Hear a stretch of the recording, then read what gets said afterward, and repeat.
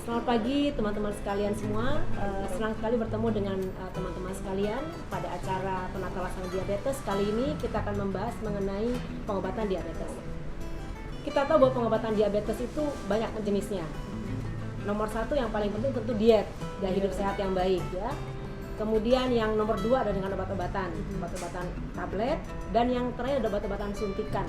Nah, obat-obatan suntikan itu sebenarnya bukan hanya insulin, Mbak Sekar, ya. Nah, ada juga obat suntikan yang lain. Nah, sekarang kita kenal namanya agonis GLP-1.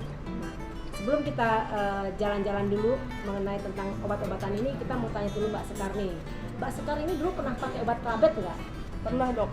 Jadi awal terdiagnosa saya langsung ke dokter penyakit dalam dan saya diresepkan awalnya insulin, Dok, cuman karena saya nggak mau, saya diresepkan 3 jenis obat minum untuk seminggu kalau nggak salah. Tapi diminum obatnya waktu itu? Sempat diminum 3 kali. Udah. Apa yang dirasakan Mbak Sekar setelah minum obat? Yang dirasakan sebenarnya belum terlalu efek ya, Dok. Tapi pas saya cek gula darah nggak turun-turun, Dok. Pengobatan oral itu mengapa tidak begitu seefektif insulin dalam hal menurunkan glukosa darah?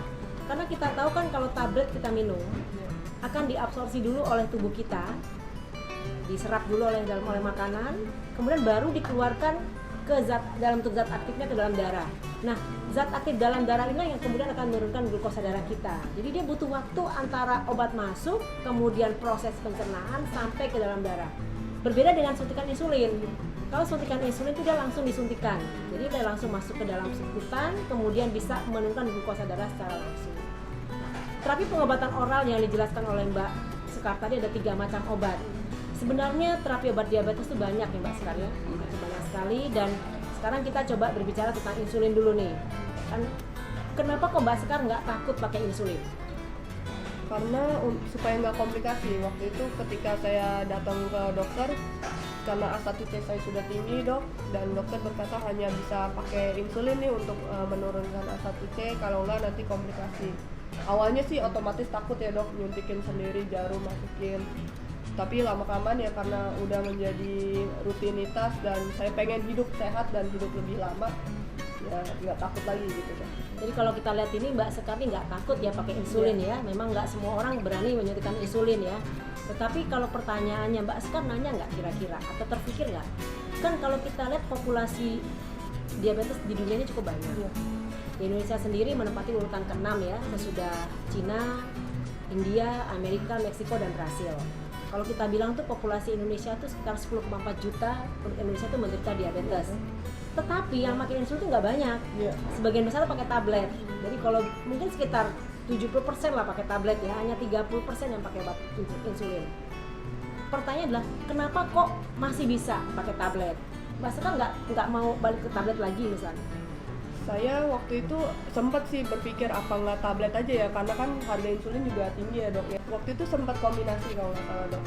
Jadi pagi itu pakai yang mix, kemudian siang itu saya pakai oral, malam baru yang mix lagi.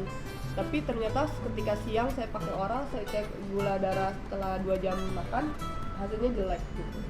Makanya saya langsung berpikir, oh memang saya cocoknya pakai insulin nih. Nah, sekarang pengobatan itu tergantung cocoknya pakai insulin. Ini yang mau saya menjelaskan sedikit teman-teman sekalian bahwa jenis-jenis diabetes itu berbagai macam. Ada namanya diabetes mellitus yang tipe 1. Nah, pada tipe 1 ini pasien itu harus menggunakan insulin karena memang ada kerusakan pada sel beta pankreasnya. Kemudian ada diabetes mellitus tipe 2. Sebenarnya pada yang tipe 2 ini pankreasnya masih baik, hanya masalahnya dia tidak bisa menerima insulin saja sel-sel otot dan lemaknya. Jadi biasanya pada pasien yang tipe 2 ini kita terapinya obat dulu. Kemudian kenapa sih, Dok, kok nggak bisa menyerap insulin gitu, resisten terhadap insulin pasien dengan tipe? Sebenarnya banyak faktor kenapa dia tidak menyerap dengan baik. Ya bisa jadi karena mungkin dia tidak aktif bekerja sehingga sel otot dan lemaknya nggak bisa menerima insulin. Misalnya pasien itu jarang olahraga, obesitas dan sebagainya ya. Nah, yang berikutnya ada yang pada kehamilan. Dan pada kehamilan juga biasa kita anjurkan tetap pakai insulin untuk amannya untuk bagi ibu dan anaknya. Dan satu lagi ada DM tipe lain yang disebabkan oleh berbagai penyakit lain di luar gangguan pankreas itu sendiri ya. Nah, sekarang menarik kasus Mbak Sekar nih. Mbak Sekar ini tadi usianya 28 tahun. Kalau kita katakan DM tipe 1 kurang cocok. Karena DM tipe 1 biasa terjadi pada anak-anak di bawah 14 tahun. Dikatakan DM tipe 2 juga kurang cocok karena Mbak Sekar ini kan terjadinya pada usia 28 tahun, di mana DM tipe 2 tuh terjadi di atas 40 tahun. Betul. Dan pada kehamilan enggak juga, Mbak Sekar ini kan waktu udah melahirkan pun masih tinggi gulanya. Betul, Dok. DM tipe lain juga nggak mungkin, dia nggak ada penderita penyakit lain pada Mbak Sekar ini. Masalahnya, jadi Mbak Sekarnya termasuk jenis apa? DM tipe 1,5 waktu itu saya Ya, dicandain. jadi orang-orang sering mengatakan orang tipe basah dan tipe kering. Kira-kira cocok nggak tuh Mbak Sekar istilah basah dan kering? nggak kurang tepat juga kayaknya. Jadi istilah basah dan kering itu sudah nggak kita pakai lagi. Ya, memang itu adalah istilah awam ya, yang mengatakan kalau lukanya cepat sembuh artinya kering, kalau lukanya nggak sembuh lukanya basah, artinya DM-nya basah. Itu bukan seperti itu. Jadi kasus pada Mbak Sekar cukup menarik. Dia DM-nya mungkin terjadi pada usia yang tidak muda, tapi juga tidak tua. Tetapi ketika kita pemberian terapi obat-obatan, dia tidak bisa tidak bisa mengalami perbaikan glukosa darahnya. Jadi kemungkinan pada Mbak Sekar ini memang sudah ada gangguan pada pankreasnya, sehingga tidak bisa menghasilkan insulin. Jadi DM tipe 1,5 oke, kita bilang seperti itu, atau DM tipe yang kita sebut namanya LADA. Jadi LADA, ya, tepatnya LADA ya. Jadi late onset autoimmune diabetes in adult. Jadi dia ini terjadinya pada usia dewasa ya, tapi tidak pada anak-anak. Tetapi pasien ini membutuhkan insulin, di mana penyebabnya adalah autoimun yang menyebabkan gangguan pankreasnya. Nah, bagaimana dengan DM tipe 2 yang lain yang sebagian besar karena gangguan resistensi insulin? Tadi Mbak Sekar menanyakan, kok bisa ya pasien-pasien tadi mengalami resisten sel otot dan sel lemaknya? Nah, pada pasien-pasien ini tempatnya memang obat tablet, Mbak Sekar. Obat tablet, obat oral. Tapi jangan lupa ada satu lagi obat yang berupa suntikan juga. Nah, ini memang belum begitu populer di Indonesia ya, karena harganya cukup tinggi, yaitu agonis GLP-1. Agonis GLP-1. Jadi obat ini bukan insulin, tapi obat ini bekerja membantu insulin. Lebih tepatnya obat ini bekerja pada hormon inkretin pada tubuh kita, yaitu dalam usus.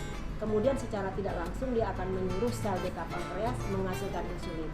Ini sebenarnya obat ini cocok untuk pasien-pasien DM tipe 2, terutama yang gemuk ya, yang obesitas atau overweight.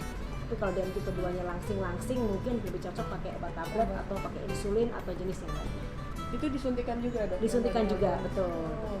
Nah, itu tadi ingin saya sampaikan pada episode ini mengenai penataan diabetes. Jadi kesimpulannya adalah nomor 1, penataan diabetes adalah gaya hidup yang sehat, pola makan dan olahraga.